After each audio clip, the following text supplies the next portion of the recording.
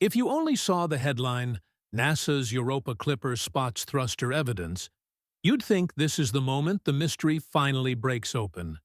But before we even get to the thruster, we have to do one thing the internet never does: separate what's confirmed from what's compelling, and then ask what post-perihelion data should look like if the recoil jet story is real.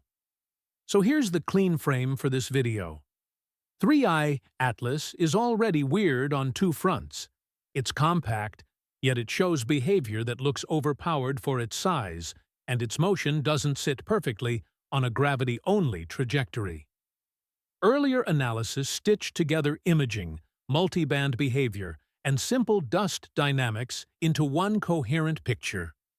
A localized, directed outflow that loads dust into a narrow jet, so narrow and stable it behaves like a nozzle. And that same outflow produces a measurable non-gravitational acceleration. In the candidate tests discussed, carbon monoxide was the volatile that could plausibly keep producing enough thrust at the distances where the anomaly is measured. That's the pre-perihelion story. Post-perihelion is where the story gets dangerous, because after perihelion, you don't get to hide behind comets or Messi. After perihelion, the sun is behind you, the geometry changes, and the object starts cooling. If the thruster is real, it should leave specific fingerprints in three places at once: the shape of the near-nucleus structure, the way the object's brightness and color evolve, and the way the orbit residuals behave as the outgassing regime changes. Now, about Europa Clipper. Europa Clipper is a NASA mission built to study Europa, and its payload is optimized for the Jupiter system. NASA publishes the spacecraft and instrument overview openly. If Clipper ever did take opportunistic deep space imagery during calibration, checkout, or cruise, space-based imaging has a real advantage: no atmosphere, stable pointing, and consistent photometry. In principle, that kind of dataset could be incredibly useful for disentangling dust versus gas structure and tracking faint directional features after perihelion. That's a could, not an did. For the mission basics and instrument suite, the canonical source is NASA's Europa Clipper mission pages. NASA Europa Clipper. So in this video, I'm going to treat the title claim the only responsible way: as a post-perihelion data scenario. What would count as thruster evidence from a spacecraft dataset, and what would not? Because if you want to say thruster, you need two things: a force in the dynamics and a mechanism in the morphology that matches the direction and persistence of that force. Start with the morphology, the thing people can see.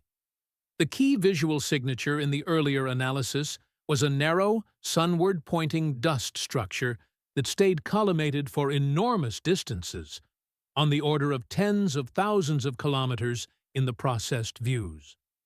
The RGB split mattered because the extension was strong in red and green, dust scattering dominated, and much weaker in blue, where the emission was more compact and consistent with a gas-dominated component.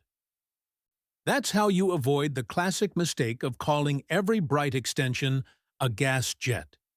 If it collapses in the band where gas dominates, it's not a gas plume driving the extended structure. It's dust. Now ask what happens after perihelion. If radiation pressure were the sculptor of that structure, a narrow dust feature should broaden, curve, and wash out quickly, especially as the geometry changes and the dust population gets sorted by size. Post-perihelion would be the time when a radiation pressure-shaped feature reveals itself by losing its discipline. It should smear. But if the structure is being continuously fed by a localized vent that launches dust fast enough that it stays narrow before solar forces can take over, then post-perihelion is where you should still see a spine of directionality, even as it fades. The jet might shorten, it might become lower contrast, but its position angle stability is the tell.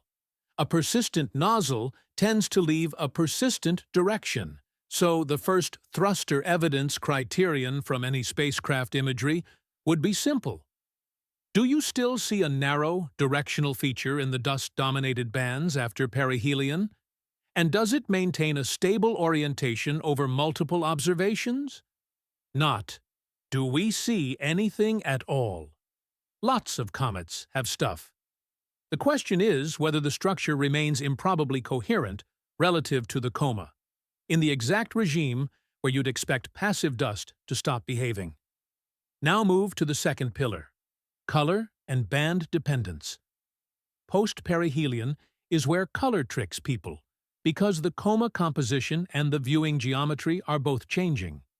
If the system's apparent color shifts, that could mean gas emission is turning on or off in a bandpass, or it could mean the dust grain size distribution is changing, or it could mean nothing fundamental changed, and you're mostly seeing phase angle and scattering effects.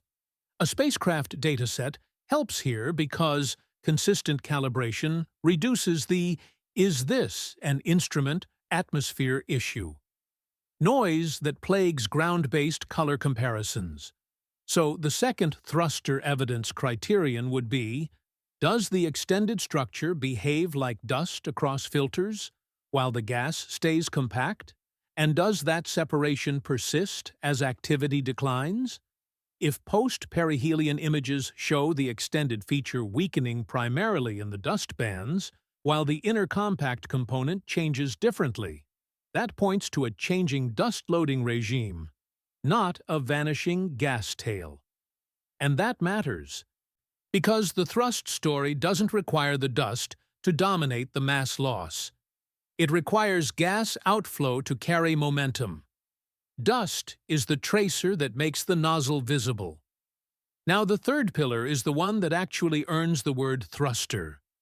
The dynamics. A non-gravitational acceleration isn't a vibe, it's a fit problem. You model the orbit with gravity only. Look at residuals, and if the residual pattern is systematic, you test whether adding a small acceleration term improves the fit in a repeatable way.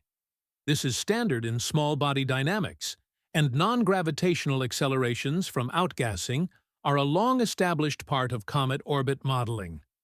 A classic reference is Marsden, Sekanina, and Yeomans, 1973. Post-perihelion is where the direction and scaling of that acceleration become a fingerprint. If the force is recoil from sublimation driven primarily by sunlight, then as the object recedes from the sun, the available energy drops and the acceleration should evolve accordingly. The exact functional form depends on what's sublimating and how heat is conducted, but the core expectation is not constant forever.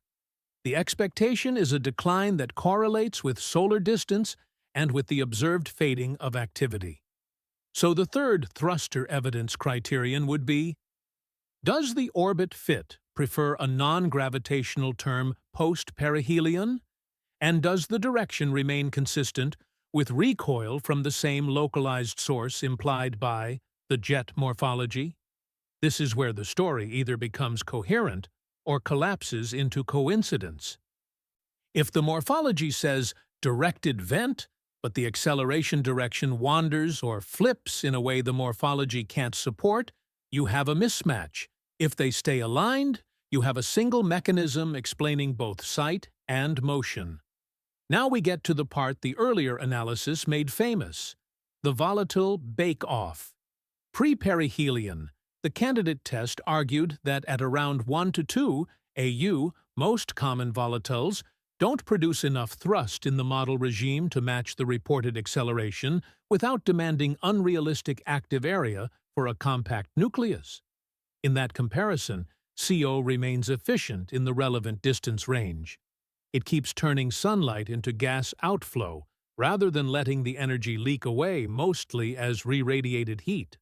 Post-perihelion is where that claim becomes testable in a new way. Because different volatiles don't just have different strengths, they have different fade signatures.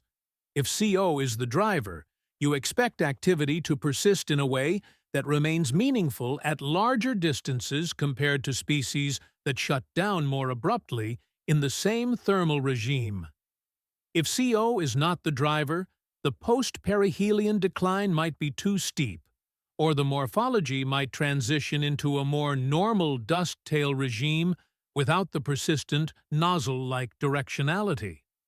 So in the Europa Clipper spots the evidence scenario, what would be the money shot? It wouldn't be a single dramatic frame. It would be a sequence, multiple post-perihelion observations showing that the narrow dust structure persists longer than expected, remains tightly collimated relative to the coma, retains a stable position angle across processing methods, and fades in a way consistent with a declining but still directed outflow. And then, on the dynamics side, it would be the orbit fit continuing to prefer a non-gravitational term that declines with distance, but remains directionally consistent with recoil, rather than becoming noisy or isotropic. That is what thruster evidence actually means in astronomy. Independent datasets pointing to the same physical cause. Now here's the part that makes 3IATLAS feel like it's cheating physics. Size. A compact nucleus shouldn't have much surface area. So how does it look so active? And how does it push itself measurably? The answer is that size is not the only dial. Efficiency and localization matter more than people think. A small body has weak gravity. It doesn't take an enormous force to produce a measurable acceleration. If the outflow is focused, it acts like a nozzle. You can get a strong directional signature without global activity. And if the coma includes a population of icy grains, extra surface area carried off the nucleus, those grains can sublimate too, boosting the apparent activity and dust production without requiring the nucleus itself to be huge. Post-perihelion is where that icy grain halo idea also becomes testable. If the coma's brightness and color fade in a way that suggests an extended source rather than a point source nucleus only, you can infer that the system's effective active area is not confined to the nucleus surface. So what's the clean takeaway?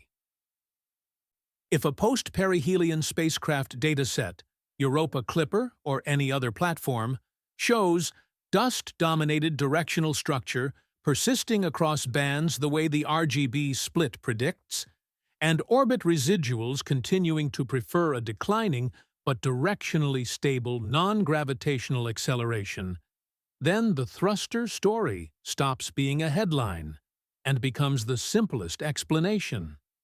Not alien tech, not new physics, just conservation of momentum and an efficient, localized volatile-driven vent.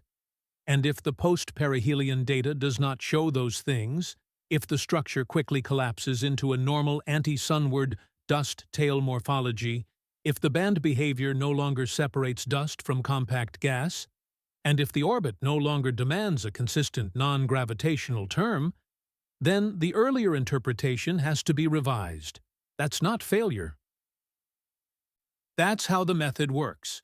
You make a model, you make post-perihelion predictions, and you let new geometry and cooling conditions try to break it. So the real question isn't, did a spacecraft spot a thruster? The real question is, what would a thruster-driven comet-like system look like when the sun stops doing it favors? Post-perihelion is when the object has to show its hand. Either the directed outflow was a temporary flare that collapses as soon as conditions change, or it's the signature of a deeper, more persistent, volatile inventory, something like CO-rich activity that keeps working when other explanations run out of fuel. If you want part 2, the next step is a simple prediction board. 3 post-perihelion observables you can track: jet position angle stability, dust-to-gas band separation, and the scaling of non-gravitational acceleration with distance, and what each one would imply about the volatile driver and the structure of the nucleus.